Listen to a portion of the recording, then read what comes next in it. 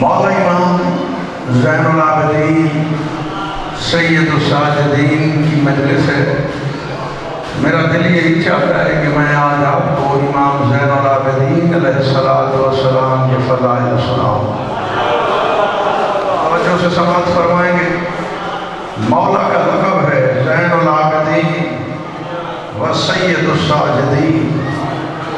آپ تاریخ آدمیت پڑھ کے دیکھ لیں، کسی کے حصے میں ایسا پیشوا نہیں آیا جس کے بیک وقت یہ دونوں لقب ہوں، زین العابدین اور سید الساجدین.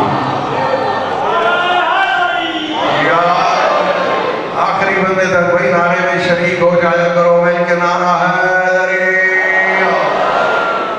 بسم اللہ. مولوی صاحب کی بلا کسی سردار کا مقام بتانا ہے. لقب ہے زین العابدین. ہر عبادت گزار کی زینت کا نام امام سجاد ہے. ہر عبادت گزار جو بھی عابد ہے اس کی زینت میرے مولا امام سجاد ہے. جو بھی سجدہ کرتا ہے اس کے سردار کا نام امام زین العابدین ہے.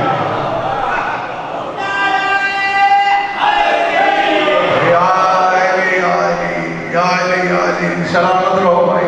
یہ لقب دونوں بھائی اب وقت ہمارے امام کے ہیں تو کچھ ہماری ذمہ داری بھی ہے کہ جن کے حصے میں یہ امام آئے ہیں تو اس مرید کا حق بھی بنتا ہے کہ کم از کم 5 وقت اللہ کی نماز بھی پڑھے. سمجھ آ رہی ہے بات؟ بات تو سخت ہے لیکن بات سچ ہے. آل محمد کا دین یہی ہے، کسی کو پسند آئے تو بھی یہی ہے، کسی کو پسند نہ آئے تو دین آل محمد یہی ہے. بہت بڑا جرم ہے نماز کو چھوڑنا، اور جو بندہ نماز کو خفیف سمجھتا ہے یعنی اہمیت ہی نہیں دیتا، کہتا ہے نماز کیا ہے، تو اس کو اہل بیت اطہار کی شفاعت نصیب نہیں ہوگی. میرے صادق امام کا آخری وقت ہے. خانوادہ بنی ہاشم کو بلایا، تمام افراد خاندان بنی ہاشم کو بلایا اور صادق امام فرما رہے ہیں لا تنالوا شفاعتنا من استخف الصلاۃ. فرمایا جو بندہ نماز کو حقیر جانے گا اس کو ہماری شفاعت نصیب نہیں ہوگی. سمجھ آ رہی ہے بات؟ نماز ضروری ہے اور ہمارا فائدہ ہے. اگر پوری خدائی اللہ کی عبادت شروع کر دے، ایک بھی غیر کلمہ گو نہ ہو، سارے یہ غیر مسلم مسلمان ہو جائیں، نمازی ہو جائیں، اللہ کا اختیار اقتدار بڑھ جائے گا؟ نہیں بھائی، یہ تو ہمارے اوپر اللہ نے واجب قرار دیا ہے کہ ہمارا فائدہ ہے. نماز میں ہمارا فائدہ ہے، عبادات میں اللہ کا فائدہ نہیں ہے، ہمارا فائدہ ہے. ایک تو ہمارے نظام زندگی میں ترتیب بن جاتی ہے، اتنے بجے اٹھنا ہے، اتنے بجے سونا ہے. یعنی مطلب یہ ہے کہ ہم شکر بے مہار نہیں، اللہ کے عبد ہیں. ٹھیک ہے؟ گفتگو پسند آ رہی ہے؟ انداز بیان گرچہ میرا شوق نہیں ہے، شاید کہ اتر جائے تیرے دل میں میری بات، اس لیے باتیں کہنے لگا ہوں. مجھے آپ یہ بتائیں، ماشاءاللہ آپ سارے سمجھدار ہیں اور مولا کائنات علی بادشاہ کی ولا رکھنے والا غیر سمجھدار نہیں ہوتا. سمجھدار ہوتا ہی وہ ہے جو امیر المومنین کو امام مانتا ہے. اس سے بڑی سمجھداری اور ہے ہی نہیں. ٹھیک ہے؟ مجھے یہ بتائیں، آپ کوئی نوکر رکھیں، ٹھیک ہے، مثلا جانوروں کے لیے آپ نوکر رکھتے ہیں، 20,000 15,000 جو بھی آپ اس کی ماہانہ مکاتے ہیں اور اس کو پہلی کے پہلی آپ تنخواہ دیتے ہیں. ناشتے کے ٹائم بھی وہ بڑی جلدی آپ کے در پر بات کرتا ہے کہ مجھے ناشتہ دیں.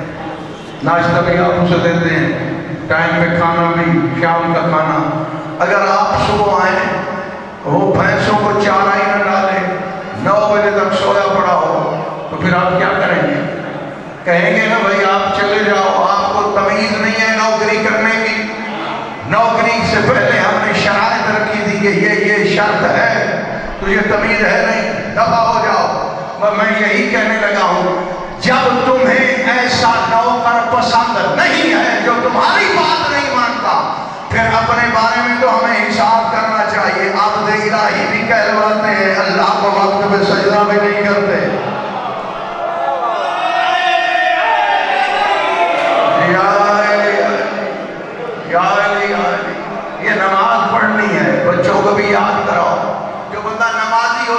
اس کی عمر میں اضافہ ہوگا۔ عام سا فائدہ، جو بندہ نمازی ہوتا ہے اس کے رزق میں برکت ہوتی ہے، جو بندہ نمازی ہوتا ہے دنیاوی بلائیں اس سے دور رہتی ہے، جو بندہ نمازی ہوتا ہے اس کی اولاد اس کی اطاعت کرتی ہے، اس کی بیوی اس کی اطاعت کرتی ہے، اس کے گھر میں لڑائیاں نہیں ہوتی، اس کے گھر میں شیطان داخل ہی نہیں ہوتا۔ جب شیاطین ارادہ کرتے ہیں کہ فلاں مومن کے گھر میں داخل ہو رہا ہے، آواز کلت آتی ہے میرے ملائکہ جلدی کرو شیاطین کو اس گھر سے دور کر دو، چونکہ اس میں وہ رہتے ہیں جو میرے اطاعت گزار بندے ہیں۔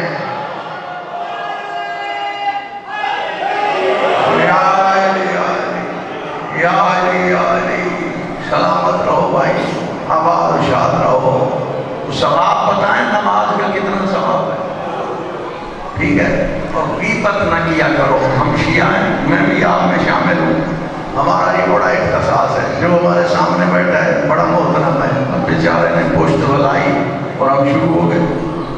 یہ غیبت کرنا فعل حرام ہے، ٹھیک ہے؟ اور اگر کہو تو ایک حدیث آپ کی خدمت عالی میں بیان کرتا ہوں، میرے پاس حوالہ ہے، مجھے پڑھنے کے بعد پڑھ رہا ہوں۔ معصوم رسول پاک کا فرمان ہے، من اذا مومنا ولو بقدر شطر الجملہ، یہی لفظ ہے۔ معصوم فرماتے ہیں کہ جو بندہ اپنے کسی مومن بھائی کو تکلیف دے، اگرچہ ایک لفظ کہہ کر بھی تکلیف دے، تو ایک لفظ آپ نے کہا ہے جو اس کے لیے تکلیف کا باعث بنا ہے، تو پھر اللہ کیا کرتا ہے؟ اللہ کہتا ہے کہ اس بندے، تکلیف دینے والے بندے کی آنکھوں کے درمیان قیامت والے میدان میں یہ عبارت لکھی ہوگی، آئے سن من رحمت اللہ، یہ وہ بدبخت ہے جو اللہ کی رحمت سے بے امید ہے۔ بات اتنی ہوتی تو شاید میں آپ کو نہ سناتا۔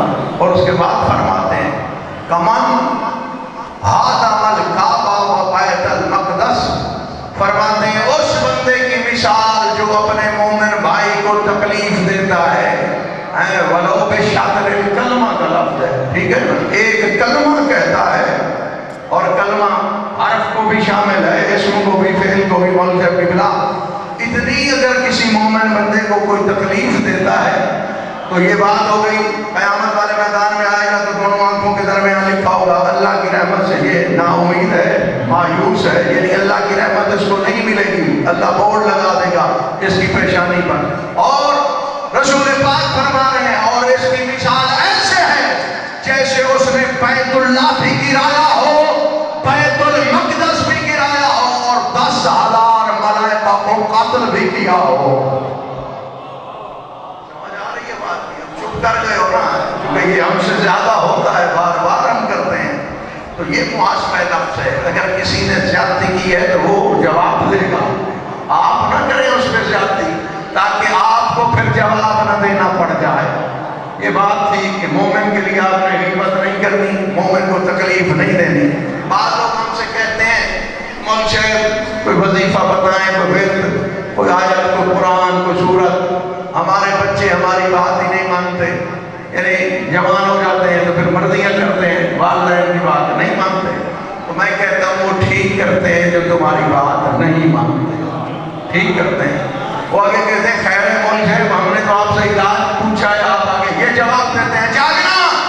میں کہتا ہوں جب تم اللہ کی نہیں مانتے تمہاری اولاد تمہاری کیسے مان سکتی ہے؟ اللہ کی اطاعت شروع کر دو، پھر اولاد کو کہنا بھی نہیں پڑے گا۔ جو بندہ اینٹیں بناتا ہے نا، اس کے چھوٹے بچے بھی چھوٹی چھوٹی مٹی جمع کر کے اینٹیں بناتے ہیں، ٹھیک ہے؟ والدین کی تقلید کرتے ہیں، ٹھیک ہے؟ جو درخان ہوتا ہے اس کے بچے چھوٹے چھوٹے لکڑی کے ٹکڑے کاٹ پھاڑ کے چیزیں بناتے ہیں۔ اسی طرح اگر ہر وقت آپ مصلی پہ ہیں، اولاد کو کہنا نہیں پڑے گا، وہ وقت سے پہلے آپ کے ساتھ مصلی پہ آ جائے گی، ٹھیک ہے؟ اور مولا زین العابدین کے فضائل بھی پڑھنے ہیں جلدی جلدی آپ کو، عبادت نماز کے بالخصوص فوائد اور ثواب بتاؤں۔ جو قرآن پاک ہم پڑھتے ہیں وضو کے ساتھ بیٹھ کر، اللہ ایک حرف کے بدلے میں ہمیں 10 نیکیاں دیتا ہے۔ قرآن پاک کے کتنے حرف ہیں؟ 3.25 لاکھ حرف ہے قرآن پاک کا، تقریباً 3.25 لاکھ حرف۔ 10 سے ضرب دے دو کتنی نیکیاں ہیں ایک ختم قرآن پر۔ لیکن یاد رکھو میرے بزرگوں، بھائیوں، عزیزوں، اہل علم تشریف فرماؤ، ہر بندے کو یہ نیکیاں نہیں ملیں گی، اس کو ملیں گی جس کے دل میں میرے مولا علی کی ولا ہوگی۔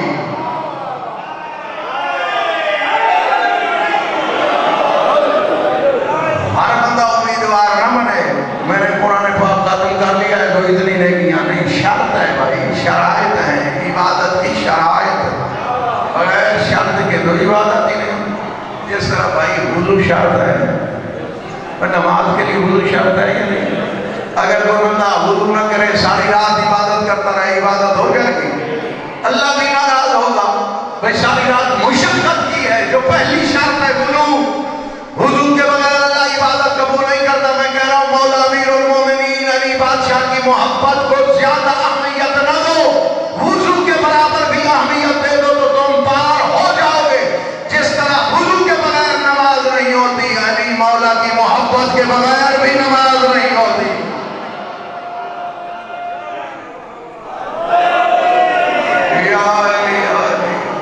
تالی بھانڈیاں پڑیاں میں سلامت رہو، چپ کر جاتے ہو۔ ثواب کتنا ہے؟ ایک حرف پڑھو 10 نیکیاں۔ اچھا یہ قرآن اگر ہم پڑھیں نماز میں پھر کتنا ثواب ہے؟ اور میں عرض کرتا ہوں مولوی صاحب بڑا بد وقت ہے وہ بندہ، حساب ایسے پڑھاتے تھے نا استاد، اکائی، دہائی، آگے سینکڑا، ہزار۔ میں نے الجبرا نہیں پوچھا، نیوٹن کا قانون حرکت بھی میں نے نہیں پوچھا، ہاں عیسیٰ روجی بھی میں نے آپ سے کچھ بھی نہیں پوچھا۔ یہ اکائی، دہائی، سینکڑا، ہزار، یہ بات ذہن میں رکھنی ہے۔ اب دیکھو اکائی، گناہ ایک کا ایک لکھا جاتا ہے، گناہ ایک کا ایک، قرآن پڑھو تو ایک حرف کے بدلے میں 10 نیکیاں دی جاتی ہیں۔ وَمَنْ جَاءَ بِالْحَسَنَةِ فَلَهُ عَشْرُ أَمْثَالِهَا۔ جو بندہ ایک نیکی لائے گا اللہ کہتا ہے میں قیامت والے میدان میں اس کو 10 حسنیں دے دوں، 10 نیکیاں، ٹھیک ہے، ایک کے بدلے 10 عطا کروں گا۔ ٹھیک ہو گیا، حرف آپ نے پڑھا ہے، ثواب 10 کا۔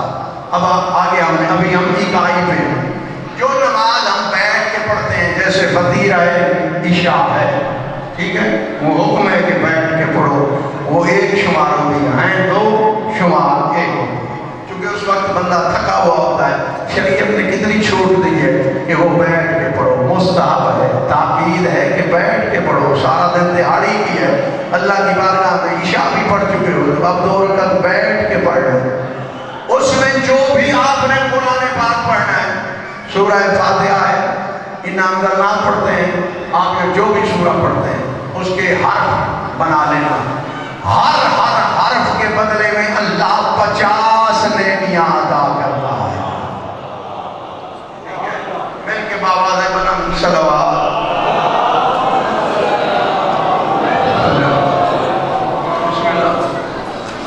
بسم اللہ۔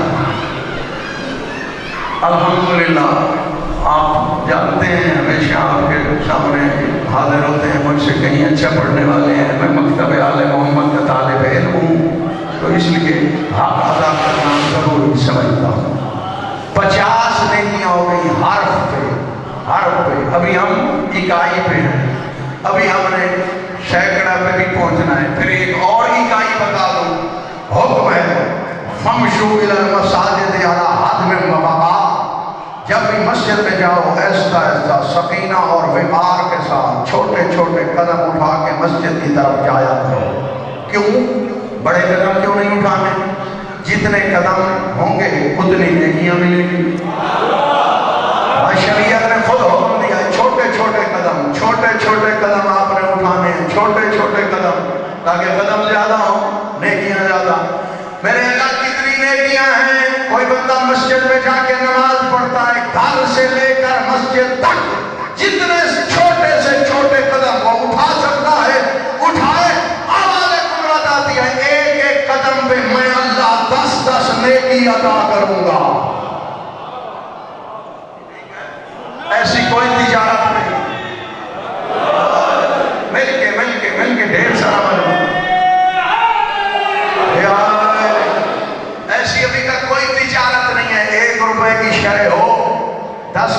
ہے 50 کی، ابھی 1 روپے کی 100 پہ بکنی ہے، ٹھیک ہے 100 پہ۔ ابھی جو آپ قرآن پاک نماز کی حالت میں پڑھتے ہیں، یعنی سورہ فاتحہ پڑھتے ہیں اور اس کے بعد جو بھی سورہ پڑھتے ہیں، اس لیے حکم ہے کہ نماز میں لمبے لمبے سورے پڑھا کرو۔ یہ اس بندے کو حکم ہے لمبے سورے پڑھنے کا جو فرادہ نماز پڑھ رہا ہے، اکیلا پڑھ رہا ہے۔ پیش نماز کو یہ حکم ہے کہ وہ درمیانے سورے پڑھے۔ ممکن ہے کہ مقتدی کوئی مریض ہو، کوئی بزرگ ہو، وہ زیادہ دیر کھڑا نہیں ہو سکتا، اکیلے کے لیے مستحب ہے کہ بڑے بڑے سورے، سورہ مبارکہ یاسین پڑھے، سورہ مبارکہ رحمان پڑھے، بے شک بقرہ پڑھے، ثواب زیادہ ہوگا۔ کیوں؟ معصوم سے پوچھا گیا وجہ، تو میرے ساتھ امام نے فرمایا تمہیں پتہ ہونا چاہیے جتنا نماز کی حالت میں کھڑے ہو کر قرآن پڑھتے ہو، اللہ ایک ایک حرف پہ 100 نیکی ادا کرتا ہے۔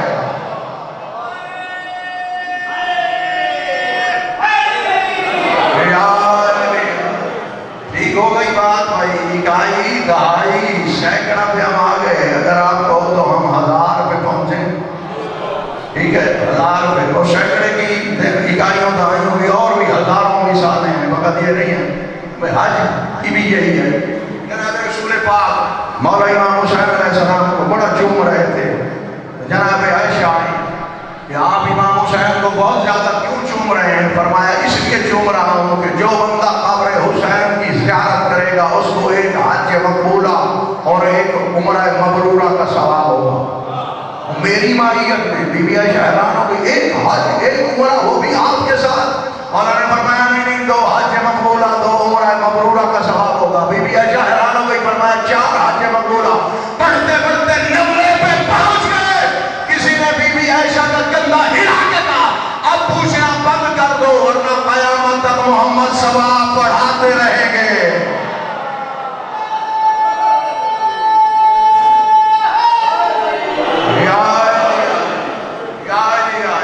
ٹھیک ہو گئی بات؟ اب بھائی 1000 پہ آتے ہیں، ٹھیک ہے سیدھے 1000 پہ۔ اچھا آپ نے کبھی غور و فکر فرمایا کہ یہ 40 سید الشہداء پہ پوری دنیا کے زائر پیدل کیوں چلتے ہیں؟ ٹھیک ہے مراج تقلید نے بھی موقع بنائے ہوئے ہیں، بنائے ہوئے ہیں یا نہیں بنائے ہوئے ہیں؟ بڑے بڑے علماء نے بنائے ہوئے ہیں، بڑے بڑے اعلیٰ سیستانی کا موقع بھی ہے، مرزا جواد تبریزی رضوان اللہ تعالیٰ علیہ کا بھی ہے، باقی زندہ جو مراج کرام ہیں ان کے بھی موقع ہیں، ٹھیک ہے مسجد مقدس جام کرام کا بھی ایک موقع ہے، ٹھیک ہے وہ خدمت کرتے ہیں زائرین کی، اور اس میں بعض لوگ یعنی پاؤں سے معذور ہوتے ہیں پھر بھی چل رہے ہیں۔ کبھی کسی عالم دین نے روکا نہیں، بھائی آپ نہیں چل سکتے، آپ پیدل نہ چلیں، گرمی کی شدت ہوتی ہے پیدل نہ چلیں، ترغیب دیتے ہیں، خدمت کرتے ہیں۔ وہاں پہ آپ مجھ سے بہتر جانتے ہو کہ کیا نظام ہوتا ہے۔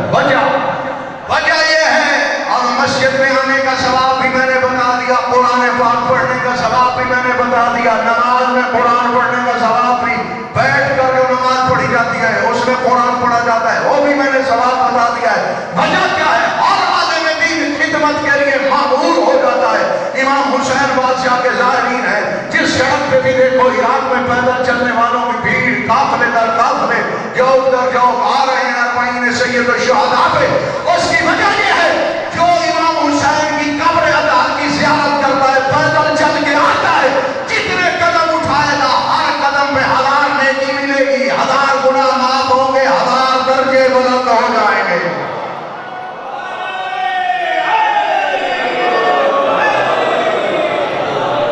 یہ ہے امام، ٹھیک ہے ہم نیکیاں بدبخت نہیں ہے کہ گناہ ایک لکھا جاتا ہے اور ہمارا 1000 بھی ایک پہ غالب نہ آئے تو ہماری بدبختی ہے۔ زین العابدین امام جو عبادت گزاروں کی زینت ہے اس کی مجلس ہو رہی ہے، اس لیے 2-4 جملے میں نے کہے ہیں، سنو فضائل اپنے امام کے۔ میرے مولا بھائی آپ سارے اپنے ہیں، مومن ہیں، اہل علم ہیں، اہل ولا ہیں، آپ کے سامنے پڑھنا کوئی کمال نہیں ہے، حتیٰ کہ مولا کائنات امیر المومنین جنگوں میں بھی خطبات پڑھا کرتے تھے، لیکن مولا کے ہاتھ میں تلواریں ہوتی تھی، لشکر ہوتے تھے، لیکن نہت تھے ظاہراً قائد کے عالم میں، سارے یزیدیوں کے سامنے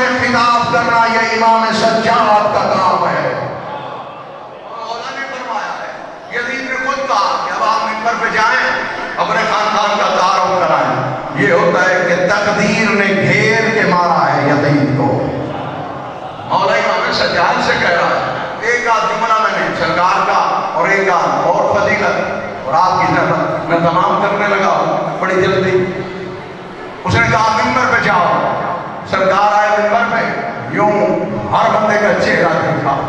ٹھیک ہے, اور یہ فطری بات ہے بھائی, ایک بندہ اگر اہل علم نہیں ہے تو آپ اس کو کسی اہل علم کی بات سنا کے متوجہ کرنا چاہتے ہیں کہ آپ علم حاصل کریں, آپ میں علم کی کمی ہے. یہ فطرت کا تقاضا ہے. ایک آدمی بخیل ہے, آپ اسے براہ راست نہیں کہتے کہ تم بخیل ہو, کسی سخی کا قصہ سناتے ہو. میرے مولا امام سجاد نے سب کو دیکھا اور اس کے بعد فرمایا نبرو من صاحب علی خاتم الخلق حتی قالوا لا الہ الا اللہ. فرمایا میں اس حیدر کرار کا بیٹا ہوں جس نے لوگوں کی ناک پہ تلوار مار مار کے اتنا مارا کہ علی کے خوف سے لوگوں نے لا الہ الا اللہ پڑھنا شروع کر دیا. یعنی مولا بتا رہے ہیں تمہارا اسلام دل والا نہیں, تمہارا اسلام خوف والا ہے. تم نے تو ڈر کے مارے کلمہ پڑھا ہے. اور اس کے بعد میرے مولا امام سجاد بہت زیادہ فضائل بیان کی. انا ابن مکہ و مینا, میں مکہ کا بیٹا ہوں, میں مینا کا بیٹا ہوں. اللہ نہیں کہہ رہا وَأَنْتَ حِلٌّ بِهَذَا الْبَلَدِ, مجھے شہر مکہ کی قسم جس میں تو ہے. اور شہر مکہ اللہ نے پتھروں کی قسم نہیں کھائی, حقیقت مکہ کی قسم کھائی ہے. حقیقت مکہ ہمارے رسول ہے اور مولا امام سجاد فرما رہے ہیں جو حقیقت مکہ ہے میں اس کا بیٹا امام سجاد ہوں. میں حقیقت مینا کا فرزند ہوں, میں زمزم کی جو روح ہے اس کا بیٹا ہوں. انبنو من حاجر ہجرتین, میں اس علی کا فرزند ہوں جس نے 2 ہجرتیں کی ہیں. انبنو من بایا بیعتین, میں اس حیدر کرار کا بیٹا ہوں جس نے 2 بیعتیں کی ہیں, 2 مرتبہ محمد مصطفیٰ کی بیعت کی ہے. وَلَمْ یکفر باللہ طرفۃ عین, کمال اسی جملے میں ہے, 2 مرتبہ بیعت بھی کی ہے لیکن ایک لمحے کے لیے میرے دادا علی نے کفر کبھی نہیں کیا. یادو بھائی علی والو تو بتا رہے ہیں تمہارے اجداد کون تھے, میں کن کا فرزند ہوں. یعنی یہ ساری حقیقت اسلام بھی بتا رہے ہیں مولا امام سجاد. ایک مرتبہ سرکار اپنی کچہری میں موجود ہیں, مولا امام سجاد بادشاہ اپنے تخت میں بیٹھے اور کافی لوگ مولا کی خدمت عالیہ میں موجود ہیں. مولا اپنے تخت پہ کھڑے ہو گئے, میں ذمہ دار ہوں ایک ایک بات کا, ٹھیک ہے, جو سمجھ میں آ جائیں پھر وہ علی نہیں ہوتے کیونکہ ان کا نام علی ہے.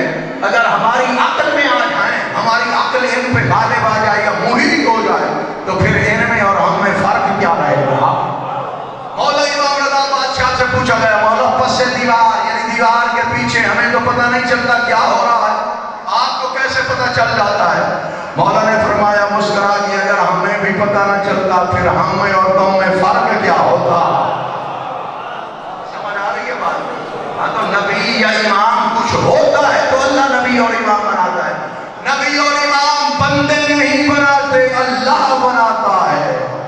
اور اللہ اس کو امام بناتا ہے جو امامت کے لائق ہوتا ہے, جو نبوت کے لائق ہوتا ہے. خداوند عالم اس کو ہوتا ہے نبوت عطا کرتا ہے.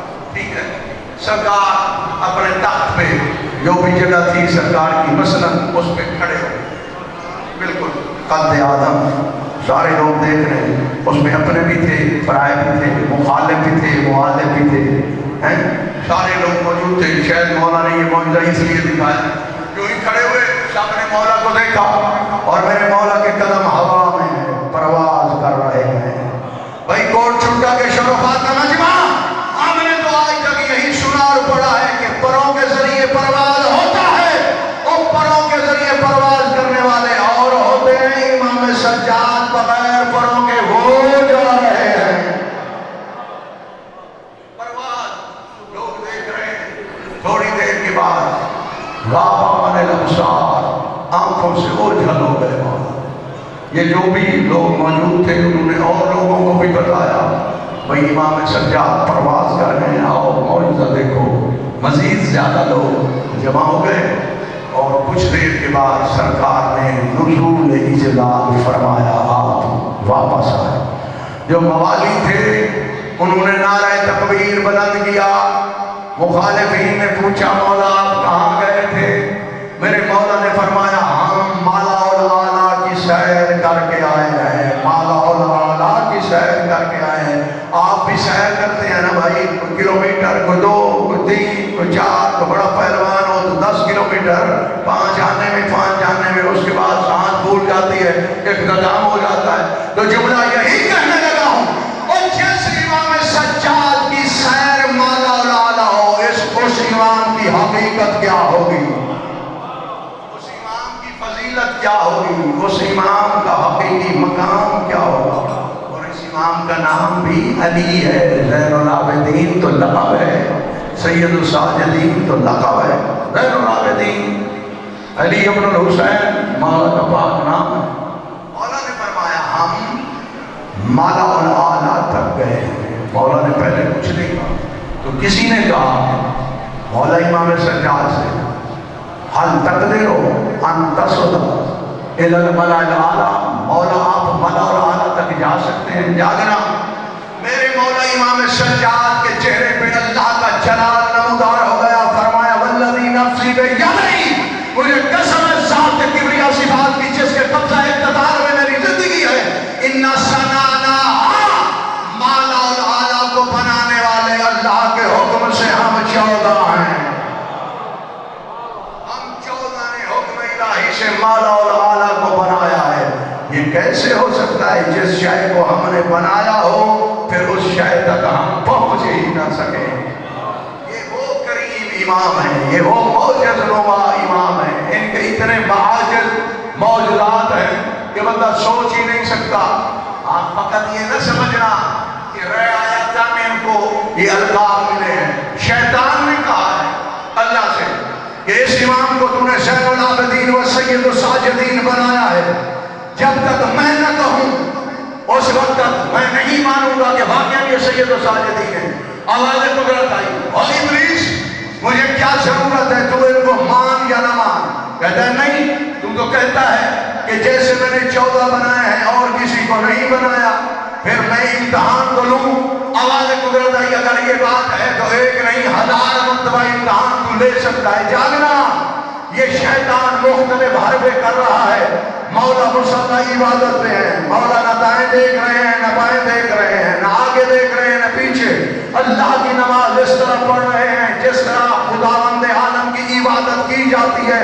خضوع و خشوع کا مطلب بھی یہ ہے اور کوئی خیال نہ آئے، بس اللہ کی توحید کے ساتھ یہ رشتہ امامت متصل ہو گیا، جیسے ایک رسی ہوتی ہے اس کے ساتھ آپ متصل ہو جائے۔ یہاں نور کا عمود بچتا ہے، امام جب بھی اللہ کی عبادت کرتا ہے اسی نور کے علاوہ اور امام کچھ دیکھتا ہی نہیں ہے۔ یہ شیطان مختلف شکلوں میں آیا، مختلف بناؤں کی شکل میں مولا کے سامنے آ رہا ہے، مولا کو ڈرانے کی کوشش کر رہا ہے۔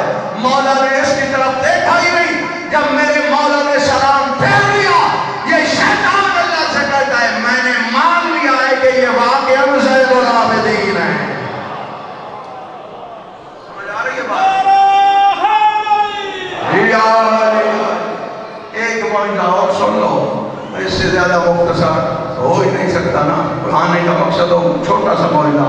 مجھے پتا ہے میرے بھائی کو غلام شبیر موٹر صاحب کو بھی جلدی ہے، لیکن آنے کا مقصد میرے 10-15 منٹ مجھے بھی نمبر لیٹ ملا ہے تو میں جلدی ان کی بھی زحمت تمام کروں، آپ کی بھی۔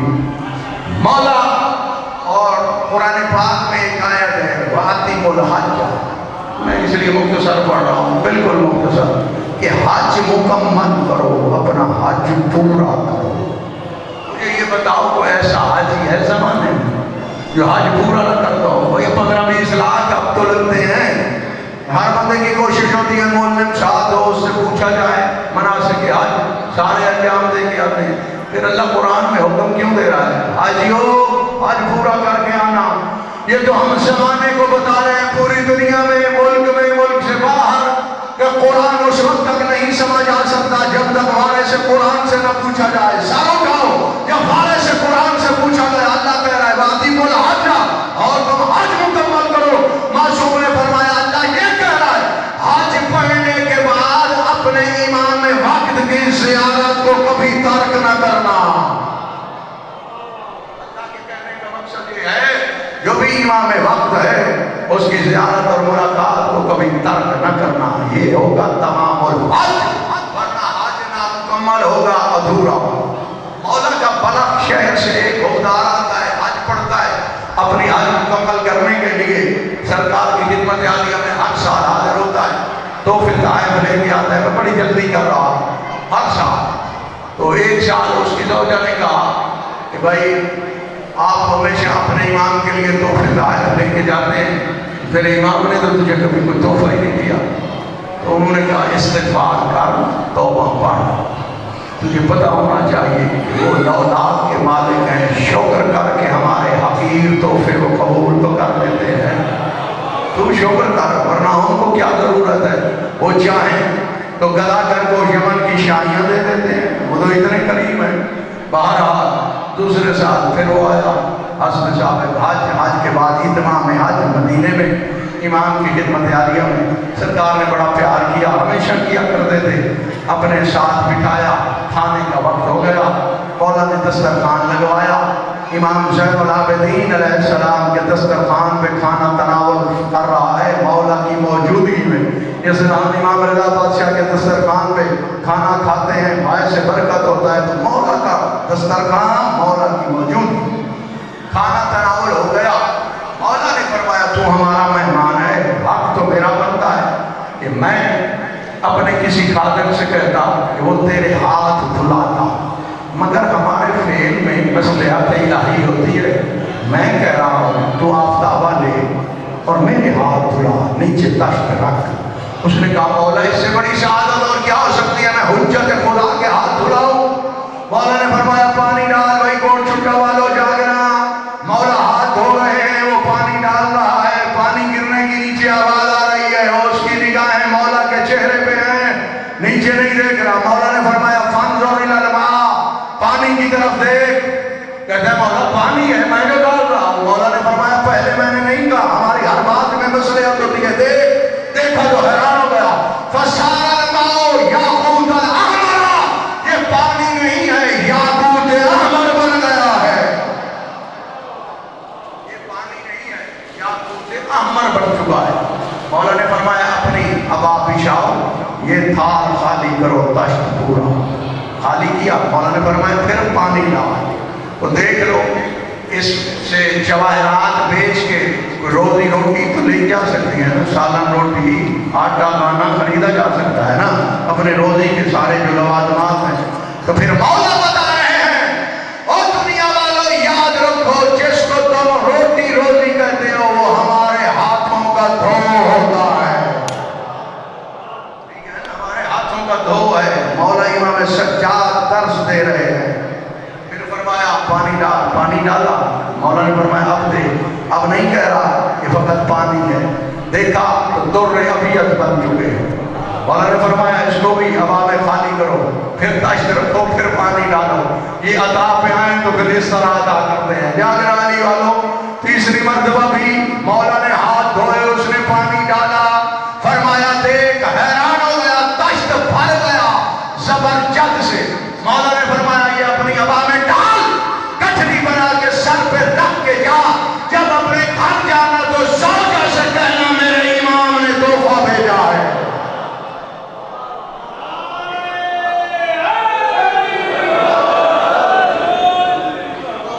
ٹھیک ہے، میرے امام نے تحفہ بھیجا ہے، میرے امام نے تحفہ۔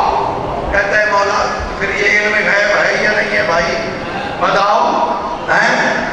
اور کہتا ہے مولا نہیں، اس کو آپ کی معرفت نہیں تھی، میں نے تو کبھی ایسی بات نہیں کی، میں آپ پہ راضی ہوں۔ مولا نے فرمایا ہم جو کچھ دے دیتے ہیں وہ واپس نہیں لیتے، لے جا۔ گھر آیا، زوجہ سے کہا یہ میرے امام نے تحفہ دیا ہے۔ کہتی ہے تو نے بتایا تو نہیں تھا کہ میں نے یہ بات کی ہے؟ مومن کہتا ہے ہم ان کو نہیں مانتے جن کو بتانا پڑتا ہے، ہمارے وہ امام ہیں، پتا بھی گردش کرتا ہے تو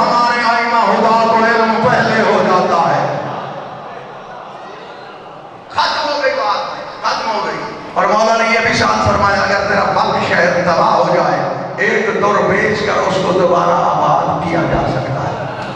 وہ مومنہ بی بی کہتی ہے کہ اچھا شرط ہے بھائی آئندہ سال یا میں تجھے حج پہ نہیں جانا دوں گی، یا مجھے ساتھ لے کے جانا امام کی زیارت کرانا۔ اس نے کہا ٹھیک ہے۔ دوسرا سال آ گیا، میاں بیوی تیار ہو پڑے، انہوں نے حج کیا، اتمام حج کے لیے آئے مدینے میں۔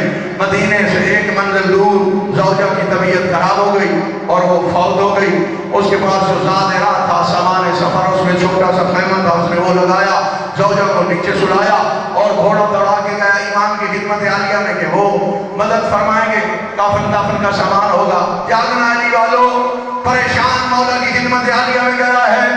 مولا نے فرمایا کیوں پریشان ہے؟ کہتا ہے مولا اور کوئی پریشانی نہیں، میرے دل میں یہی حسرت ہے، اگر میری زوجہ نے مرنا ہی تھا تو آپ کی زیارت کرنے کے بعد مر جاتی۔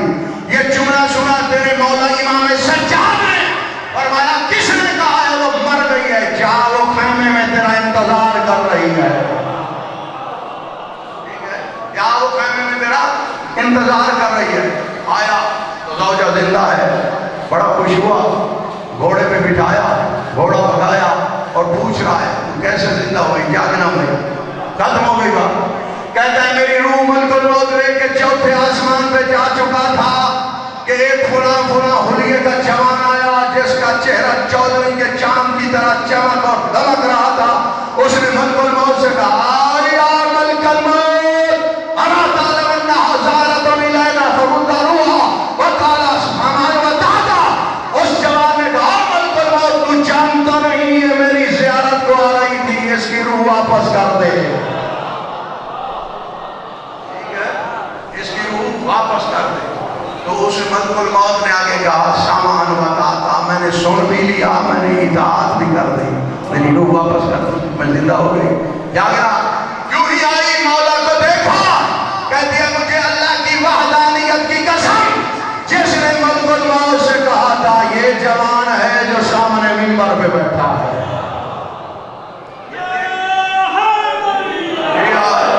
یہ دینے پہ آئے تو یہ کچھ عطا کر دیں۔ بس دو منٹ سے زیادہ میں نہیں پڑھوں گا تاکہ میرا نام بھی حسین مظلوم کے عزاداروں کی فہرست میں لکھا جائے۔ غریب حسین، مسافر حسین، پردیسی حسین، اللہ راسی حسین، کسی کو کچھ نہ کہنے والے حسین، لاشیں اٹھا اٹھا تھکے حسین، مظلوم حسین۔ مولا امام زمانہ کا سلام ہے، السلام علی ناظرین عن الاوطان، ان ہستیوں پہ سلام جن سے زبردستی وطن چھڑوایا گیا ہے۔ مولا امام حسین اکیلے بچ گئے، تن تنہا، دعا مانگا کرو کوئی شریف نہ اجڑنے پائے، جب شریف اجڑ جاتے ہیں تو بے غیرت دلیر ہو جاتے ہیں۔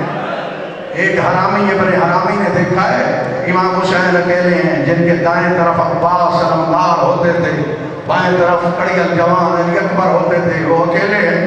اس حرام زادے نے موقع کو غنیمت جانا، ایک بہت بڑا نیزہ اٹھایا، اس ملعون ازل کا نام ہے صالح بن وہب زبیدی ملعون۔ یہ امام حسین کے قریب آیا، بڑے اطمینان سے نیزہ امام حسین کے پہلو میں مارا۔ لاپرواہی کرنے والوں غریب حسین کا نمریز پہ گر پڑے۔ امام حسین نے تڑپنا شروع کر دیا، بڑی مشکل سے پہلو سے نیزہ نکالا، سر سے زخمی امام اتارا، اس کے دو حصے کیے، آدھا حصہ کمر کے ساتھ بطور پٹی باندھا، ہتھیلیاں ٹیک کے کھڑے ہو گئے۔ یہ فطرت کا تقاضا ہے، عمر جتنی زیادہ ہو تکلیف پہنچتی ہے تو منہ سے لفظ نکلتا ہے اماں اماں، ہم تو کہتے تھے نا اماں، لیکن امام حسین نے یوں نہیں کہا اماں، بلکہ رو کے فرمایا او میری زخمی پہلو والی اماں، او میری مظلومہ اماں، دیکھ تیرے مسائل کی وراثت مجھے مل گئی، اماں تیرے پہلو پہ دروازہ گرایا گیا، میرے پہلو میں نیزہ مارا گیا ہے، اماں مجھے بچانے اور چھڑانے والے سارے سو گئے، جس کو چکیاں پیس پیس کے پالا ہے وہ اکیلا رہ گیا ہے۔ اور رونے والوں پھر فرات کی طرف منہ کر کے کہا عباس آ دیکھ میں غریب ہو گیا ہوں۔ عباس کی کٹی ہوئی گردن سے آواز آئی، مولا اس وقت بلایا جب میرے بازو گرم ہو گئے۔ آخری بات رونے والوں، ہر ذاکر پڑھتا ہے، آپ سارے جانتے ہو یہ روایت، خیام کے دروازے پہ مولا امام حسین کو تیر لگا ہے، سچی روایت ہے۔ تیر مارنے والے لعین کا نام ہے ابو ایوب امام حسین کو خیام کے دروازے پہ مارا، اس کا وزن 10 سیر تھا۔ روایت پوری یہ ہے کہ اس تیر کے 3 پھل تھے، ایک امام حسین کی پیشانی میں لگا، ایک غریب کربلا کے حلق میں لگا، ایک امام حسین کے سینے میں لگا۔ اس طرح مشکل سے وہ تیر نکالا جس طرح جناب علی اکبر کے سینے سے برچھی نکالی۔ کربلا کی نگری میں زلزلے برپا ہو گئے۔ اسی وقت میرے مولا نے فرمایا میرے پردہ میرا آخری سلام۔ عالیہ بی بی نے رو کے فرمایا کوئی ناراضگی ہے تو مجھے معاف کر دے، اندر آ جا، میری تو جوڑی گری ہے۔ میں نے کہا قسمت ہے تو دفن ہو جائیں گے، ورنہ جتنی دیر تو نے میرے بیٹوں کے لاشیں اٹھانے پہ لگانی ہے، میرے سامنے بیٹھ، میں تیرے چہرے کی زیارت کرتی ہوں، اندر آ جا۔ اور رونے والوں میرے مولا نے فرمایا میری مجبوریاں ہیں۔ بی بی نے فرمایا جلدی آ، کون سی مجبوری؟ میرے بدن پہ لاتعداد زخم ہے۔ بی بی پاک نے فرمایا اندر آ، میری چادر تطہیر ہے، میں چادر سے پٹیاں رکھوں؟